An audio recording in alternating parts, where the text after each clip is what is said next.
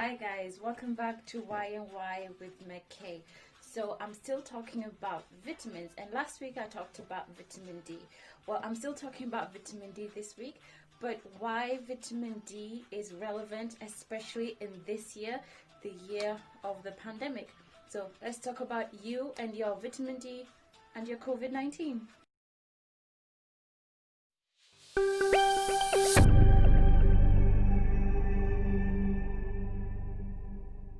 So let's just recap on what vitamin D is.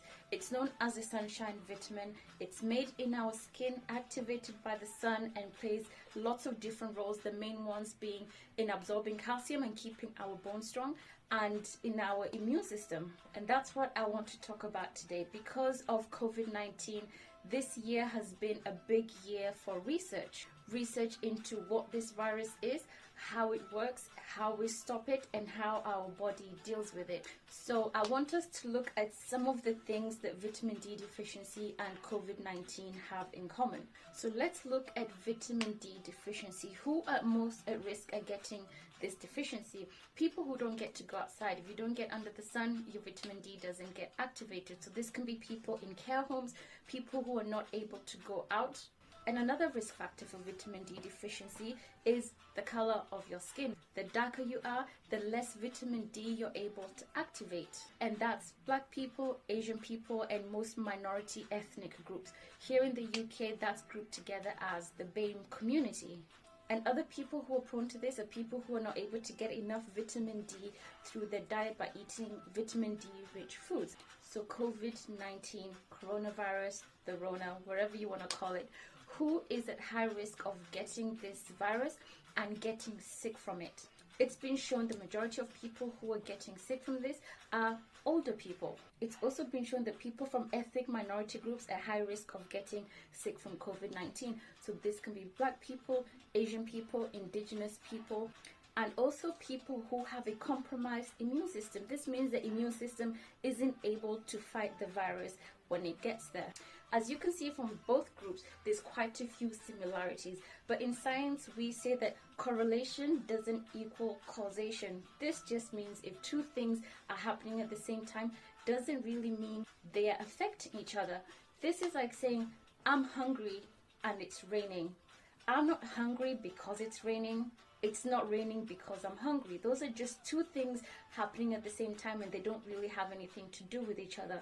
So with vitamin D deficiency and COVID-19, are they just happening at the same time, or do they have anything to do with each other? This has been one of the big questions of research that's been asked during this year. What has been found is that there is a high number of people who have COVID-19 that also have vitamin D deficiency, with some studies showing around 80% of people with COVID-19 are vitamin D deficient. It's also been shown there's a high number of people who go into ICU, the intensive care unit, with COVID-19 who are vitamin D deficient. So there does seem to be some sort of link between vitamin D and COVID-19. Well, if we look more into vitamin D and some of the diseases it's associated with, we have seen that vitamin D is associated with a few respiratory diseases. Respiratory just means from your nose to your lungs, what you use to breathe. So anything that can affect that system is a respiratory disease. So this is the flu, the common cold, COPD, TB, pneumonia, anything that affects that system. It's been shown that vitamin D plays a role in protecting us from some of these diseases. For example, TB, tuberculosis. This is a bacteria that goes into your lungs and it can cause quite a bit of havoc. A long time ago, when people got TB, the main way of treating it was get them out in the sunshine and activate that vitamin D. And they saw that people got better once they got that vitamin D activated in their bodies.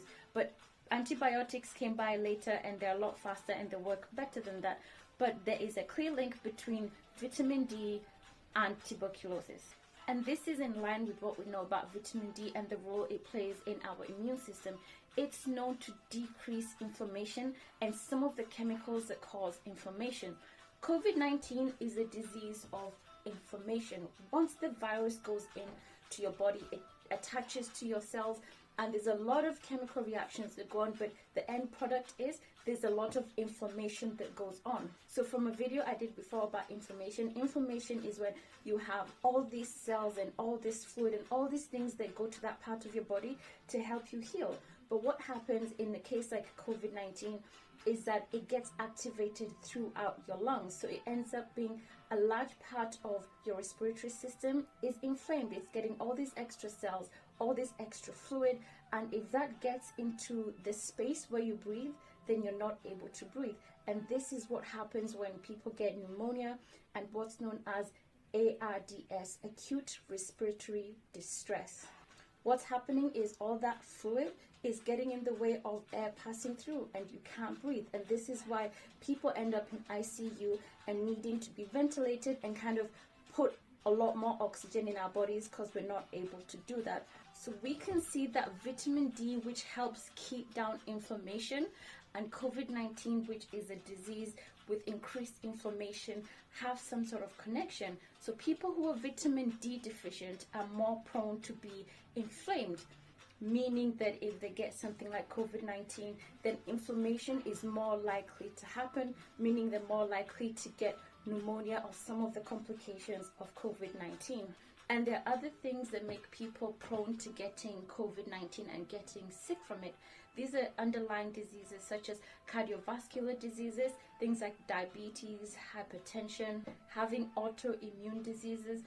And all of these diseases are associated with high inflammation. So if your body is already at a state of being inflamed, something like COVID-19, which comes in and causes more inflammation, just puts your body at more risk.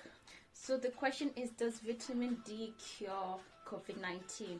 No, but it does play a part in making sure our immune system stays strong and is able to fight the virus if we get it. So COVID-19 is something that we're learning about as it's going along, and more information is going to come along, and hopefully this is going to help us understand this better. But what we do know for now is that keeping our immune system strong is what can help us fight this. So this means making sure we're getting all the nutrients, all the micronutrients, all the vitamins in our body that we need to keep it strong, making sure that we're not in a state of inflammation, and making sure that we're getting out and we're exercising and making sure our body's strong, and protecting people around us who might be immunocompromised or the immune system is not as strong.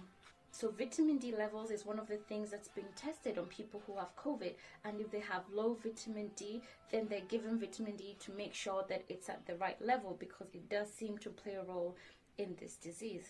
So much so that in the UK, the NHS is advising people on taking vitamin D, and they're giving out free vitamin D supplements to people who are at high risk. So if you're in the UK, you can have a look at the website and see if you're one of the people who's high risk and if you're able to get the vitamin D supplement. I hope this video has given you a bit more information on why vitamin D has been a hot topic during COVID-19 and what you can do to make sure that you're taking care of your own immune system. So next week I'm going to be talking about vitamin C and the role that this plays in our health. So thank you so much for taking your time to watch this, and I'll see you next time. Bye.